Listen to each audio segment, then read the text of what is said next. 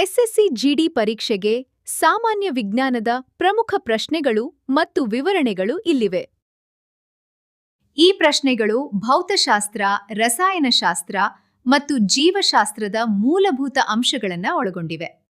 ಮೊದಲ ಪ್ರಶ್ನೆ: ಮನುಷ್ಯನ ದೇಹದ ಅತ್ಯಂತ ದೊಡ್ಡ ಅಂಗ ಯಾವುದು? ಉತ್ತರ: ಚರ್ಮ. ಚರ್ಮವು ಮಾನವ ದೇಹದ ಹೊರಗಿನ ಪದರವಾಗಿದೆ. ಇದು ರಕ್ಷಣಾತ್ಮಕ ಕವಚವಾಗಿ ಕಾರ್ಯನಿರ್ವಹಿಸುತ್ತದೆ ಮತ್ತು ದೇಹದ ತಾಪಮಾನವನ್ನು ನಿಯಂತ್ರಿಸುತ್ತದೆ. ಎರಡನೇ ಪ್ರಶ್ನೆ: ವಿದ್ಯುತ್ ಪ್ರವಾಹವನ್ನು ಅಳೆಯಲು ಬಳಸುವ ಸಾಧನ ಯಾವುದು?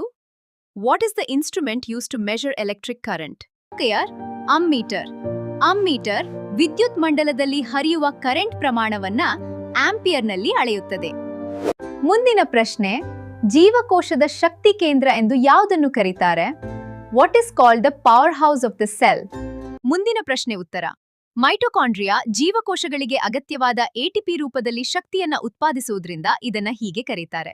ಮುಂದಿನ ಪ್ರಶ್ನೆ: ನೀರಿನ ಶಾಶ್ವತ ಕಾಠಿಣ್ಯವನ್ನ ಹೋಗಲಾಡಿಸಲು ಯಾವುದನ್ನ ಬಳಸ್ತಾರೆ? What is use to remove permanent hardness of water? ಉತ್ತರ: ಜಿಯೋಲೈಟ್ ಅಥವಾ ಸೋಡಿಯಂ ಕಾರ್ಬೊನೇಟ್. ನೀರಿನಲ್ಲಿರುವ ಕ್ಯಾಲ್ಸಿಯಂ ಮತ್ತು ಮೆಗ್ನೀಷಿಯಂ ಲವಣಗಳನ್ನು ತೆಗೆದುಹಾಕಲು ಜಿಯೋಲೈಟ್ ಪ್ರಕ್ರಿಯೆಯನ್ನು ಬಳಸಲಾಗುತ್ತದೆ. ಮುಂದಿನ ಪ್ರಶ್ನೆ: ಆಕಾಶವು ನೀಲಿ ಬಣ್ಣದಲ್ಲಿ ಕಾಣಲು ಕಾರಣವೇನು? What makes the sky appear blue? ಉತ್ತರ: ಬೆಳಕಿನ ಚದುರುವಿಕೆದಾದ. ವಾತಾವರಣದ ಕಣಗಳು ಸೂರ್ಯನ ಬೆಳಕನ್ನು ಚದುರಿಸುತ್ತವೆ. ಕಡಿಮೆ ತರಂಗಾಂತರ ಹೊಂದಿರುವ ನೀಲಿ ಬಣ್ಣವು ಹೆಚ್ಚು ಚದುರುತ್ತದೆ. ಮುಂದಿನ ಪ್ರಶ್ನೆ: ಕೆಳಗಿನವುಗಳಲ್ಲಿ ಯಾವುದು ಲಾಫಿಂಗ್ ಗ್ಯಾಸ್ ಆಗಿದೆ? Which of the following is laughing gas?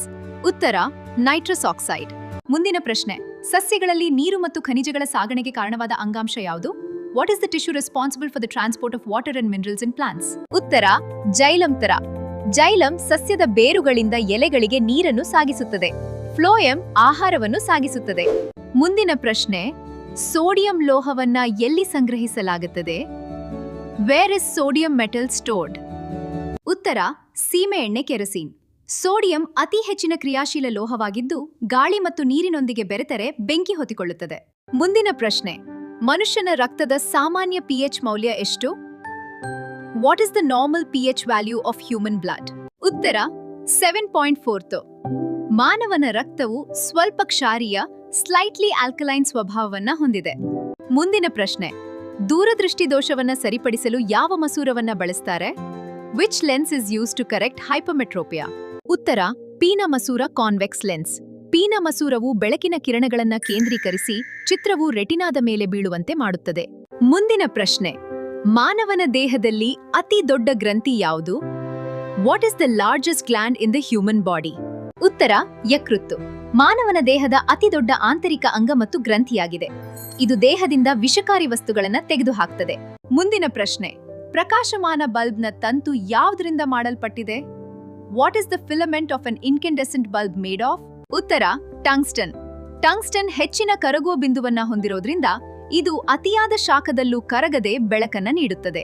ಮುಂದಿನ ಪ್ರಶ್ನೆ: ಸಾಮಾನ್ಯ ಉಪ್ಪಿನ ರಾಸಾಯನಿಕ ಹೆಸರೇನು? What is the chemical name of salt?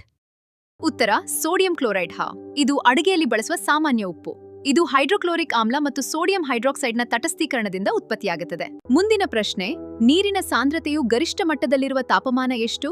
What is the temperature at which the density of water is at it's maximum? ಉತ್ತರ: 4 ಡಿಗ್ರಿ ಸೆಲ್ಸಿಯಸ್. ನೀರು 4 degree ಸೆಲ್ಸಿಯಸ್ನಲ್ಲಿ ಅತಿ ಹೆಚ್ಚು ಸಾಂದ್ರತೆಯನ್ನು ಹೊಂದಿರುತ್ತದೆ. ಆದ್ರಿಂದಲೇ ಮಂಜುಗಡ್ಡೆಯು ನೀರಿನ ಮೇಲೆ ತೇಲುತ್ತದೆ. ವಾಯುಮಂಡಲದ ಒತ್ತಡವನ್ನ ಅಳೆಯುವ ಸಾಧನ ಯಾವುದು? What is the instrument that measures atmospheric pressure? ಉತ್ತರ: ಬ್ಯಾರೋಮೀಟರ್. ಎವಾಂಜೆಲಿಸ್ಟ ಟೊರಿಸೆಲ್ಲಿ ಅವರು ಬ್ಯಾರೋಮೀಟರ್ ಅನ್ನು ಕಂಡುಹಿಡಿದ್ರು. ಇದರ ಓದುವಿಕೆ ಇದ್ದಕ್ಕಿದ್ದಂತೆ ಕುಸಿದ್ರೆ ಬಿರುಗಾಳಿ ಬರ್ಲಿದೆ ಎಂದು ಅರ್ಥ. ಧನ್ಯವಾದಗಳು ನಮ್ಮ ವಿಡಿಯೋನ ವೀಕ್ಷಿಸಿದ್ದಕ್ಕಾಗಿ. ಇಂತಹ ಇನ್ನಷ್ಟು ಜನರಲ್ ಸೈನ್ಸ್ ಪ್ರಶ್ನೆಗಳಿಗಾಗಿ ನಮ್ಮ ಚಾನೆಲ್ ಅನ್ನ ಲೈಕ್ ಮಾಡಿ, ಸಬ್ಸ್ಕ್ರೈಬ್ ಮಾಡಿ. ನೀವು ಯಾವ ವಿಷಯದ ಮೇಲೆ ವಿಡಿಯೋ ನೋಡಲು ಬಯಸ್ತೀರೋ ದಯವಿಟ್ಟು ಕಾಮೆಂಟ್ನಲ್ಲಿ ತಿಳಿಸಿ. ಮತ್ತೆ ಭೇಟಿಯಾಗೋಣ ಮುಂದಿನ ವಿಡಿಯೋದಲ್ಲಿ. Thank you.